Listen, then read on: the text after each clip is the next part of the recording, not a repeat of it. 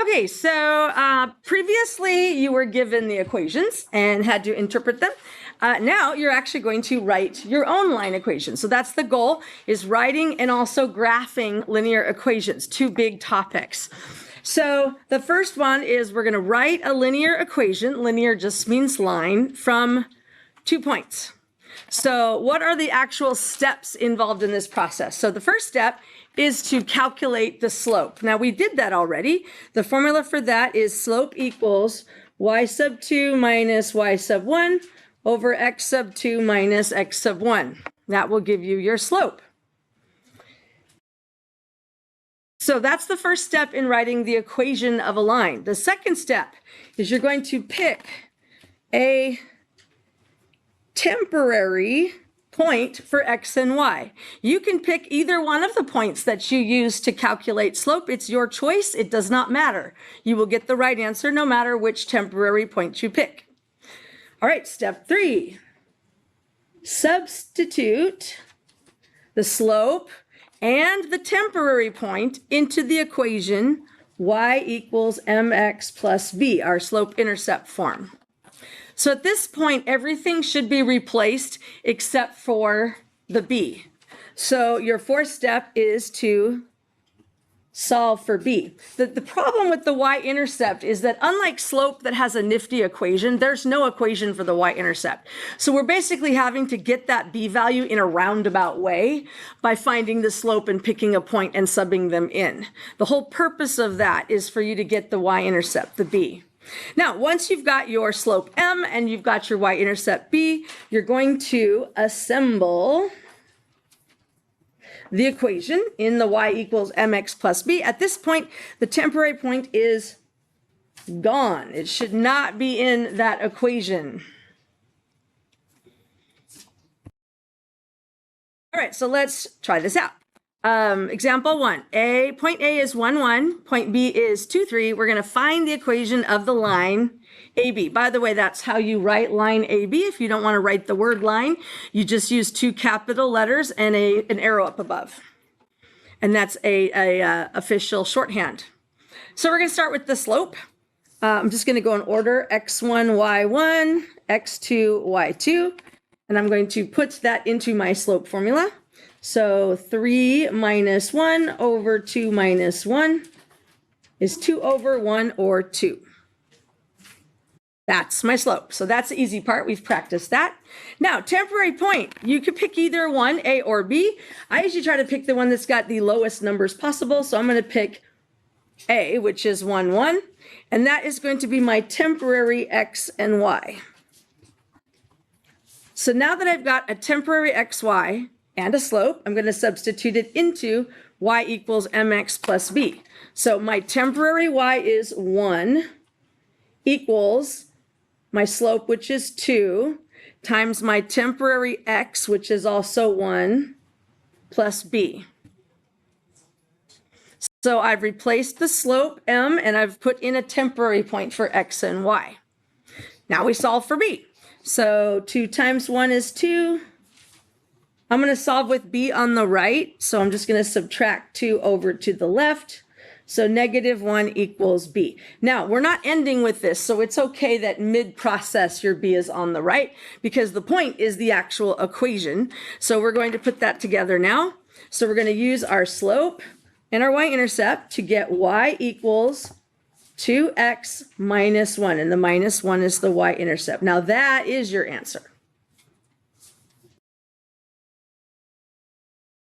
The x and the y have to be in your answer because the x and the y represent infinite points.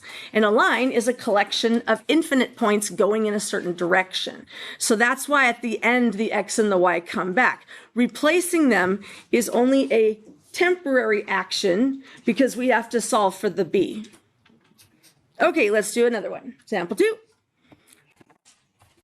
Says find the equation of line CD. Okay, so let's mark our points. X sub 1, y sub 1, x sub 2, y sub 2. And we're going to put those into the equation. So 0 minus 3 over 1 minus a negative 1. 0 minus 3 is negative 3. A negative times a negative is a positive, so it's over 1 plus 1, which would be negative 3/2. That is our slope, m. Okay, step 2, pick a temporary point. I like zeros a lot. I'm going to pick 1, 0 as my temporary. It's going to be my temporary x and y. All right, take your temporary point and your slope and put it into y equals mx plus b. So my temporary y is 0 equals m, my slope, which is negative 3/2, times x from my temporary point, which is 1, plus b. So I've replaced the slope and the xy with my temp point. Now we're going to solve for b. So negative 3/2 times 1 is negative 3/2. We're going to add 3/2, add 3/2. You get 3/2 equals b. All right, we have the y-intercept. We have the slope. Let's put the equation together. Y equals negative 3/2 x plus 3/2 for the b. And that would be your answer. All right, that is the process for writing the equation from 2 points. We're going to do this a lot of times, so you'll get the process memorized, but when in doubt, you can check your notes and go through it step by step. All right, Roman numeral 2. Graphing a line. Okay, if you remember from previous lessons, when you graph, your points need to be whole numbers, positive or negative, I guess you could say integers. And they need to be far enough apart from each other to make a decent line. So this is, I call it an extended H chart. I know that in middle school you learned T charts. But I didn't even invent this. One of my students showed it to me and I went, ooh, I like this, because the biggest problem with lines graphing is mistakes, goofy mistakes. It's rampant goofy mistakes. So the more you can keep your work organized, the faster the process will go. So an H chart is a nice way to keep your work together with your answers. So what you do is you have an X on the left and a Y on the right, and then you write your equation in the middle. And then you pick your x's. Now, if your slope is a nice, pretty whole number like this one, my default 3 are usually 0, 2, and negative 2, because they're just enough apart that I can make a decent line, but they're small enough the math is easy. Could you use other points? Absolutely. It's your choice. Any 3 x values will do. But these are usually the easiest ones. But you could pick 0, 3, and negative 3. Whatever you pick, my suggestion is have one that's positive, have one that's negative, and one that's kind of in the middle. Gives you a nicer line. So let's do the 0. We're going to replace x temporarily with 0. So y equals negative 2 times 0 minus 1. And then you simplify. 2 times 0 is 0. 0 minus 1 is negative 1. All right, let's do the 2. I'm going to leave the y off. We're going to go negative 2 times the 2 that I chose, minus 1. You always multiply before you subtract. So negative 2 times 2 is negative 4. And negative 4 minus 1 is negative 5. Now we're going to do the negative 2. So I have negative 2, and now substitute in the negative 2 for x, minus 1. Multiply before you add. Negative 2 times negative 2 is positive 4, and 4 minus 1 is 3. All right, now the fun part, we get to plot our points. So 0, negative 1, 2, negative 5, and negative 2 up 3. The graph paper didn't copy very well, sorry. On your paper, you will most likely not label the axes, which means you need to label the points. So 2, negative 5, 0, negative 1, negative 2 up 3. Time for your straight edge.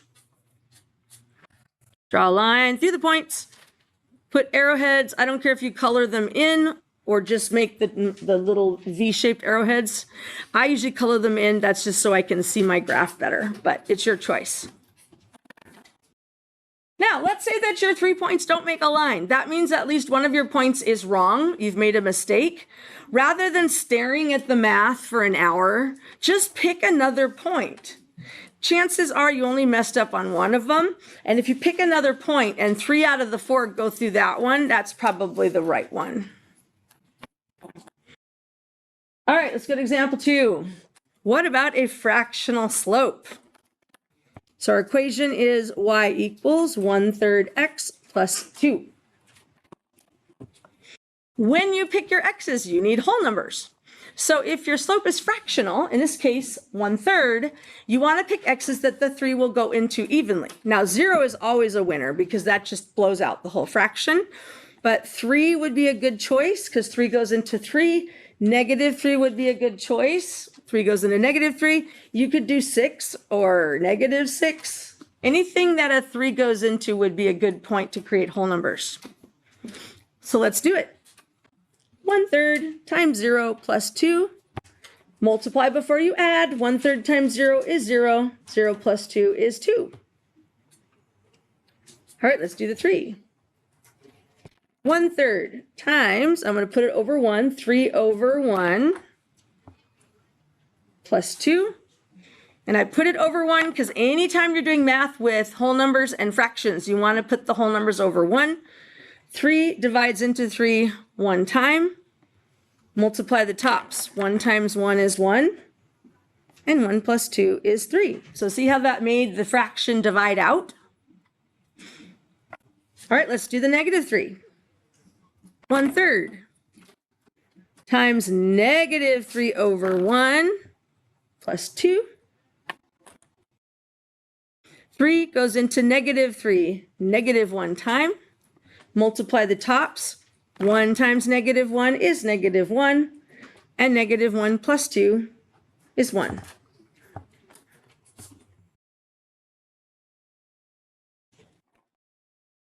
This is why we practice doing lots of evaluating before we hit this unit, so you would get used to that. All right, let's plot our points. 0, 2, 3, 3, and -3 up 1.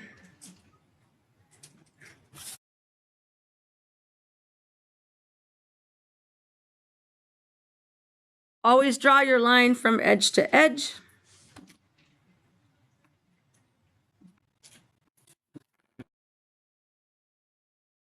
And using what we know about slope, my slope was positive. Yep, my line's going up. My slope is a fraction less than 1. My line should look a little flat. Sure does. My equation says it should cross the y-axis at 2. It does. So it's very easy to check that your line looks like it should. All right, are there any questions?